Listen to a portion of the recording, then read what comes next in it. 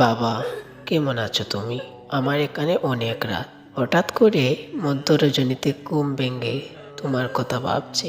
অথচ এই বয়সের ছেলেরা গভীর রজনীতে প্রিয়জনের কথা ভেবে পার করে দেয় রাত। আসলে বাবা, পৃথিবীতে যে মানুষটি নিঃস্বার্থভাবে ভালোবাসে সে মানুষটি তুমি বাবা।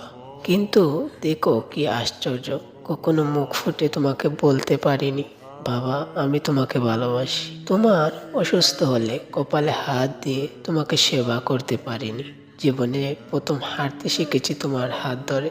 তোমার মনে আছে বাবা, ছোটবেলা যখন তোমার সাথে ভাত খেতে বসতাম, তখন তুমি মাছের টুকরোটা আমার প্লেটে তুলে দিতে, আর তখনই আমি আমার মা ও বড় বোনের বয়ে তাদের দিকে তাকিয়ে রইতাম। তখন তাদেরকে তুমি বলতে, চোখ রাঙিও না আমার ছেলের দিকে, বিশ্বাস করো বাবা।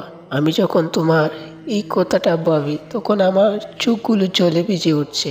বাবা, তুমি ওপারে কেমন আছো জানি না, আমিও ভালো নেই বাবা। তোমার কত স্বপ্ন ছিল আমাকে নিয়ে, আমার ছেলেকে মাদ্রাসায় পড়াবো, মাওলানা বানাবো, মানুষের মতো মানুষ বানাবো। কিন্তু কই বাবা, কোথায় তোমার স্বপ্ন? কিচ্ছুই তো পূরণ হলো না।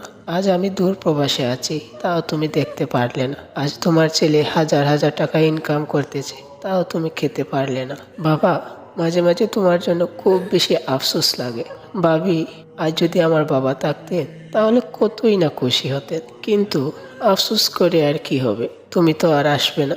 মাঝে মাঝে গভীর রজনীতে তোমাকে স্বপ্নে দেখি, অনেক আনন্দ অনুভূতি করি। কিন্তু কি আর বলবো বাবা, সব স্বপ্ন কি বাস্তব হয়? যখন আমার ঘুমটা ভাঙে, চোখটা মেলে দেখি তুমি তো ছিলে আমার স্বপ্নের মধ্যে, তখন আমার মনটা পুরাই খারাপ হয়ে যায় বাবা।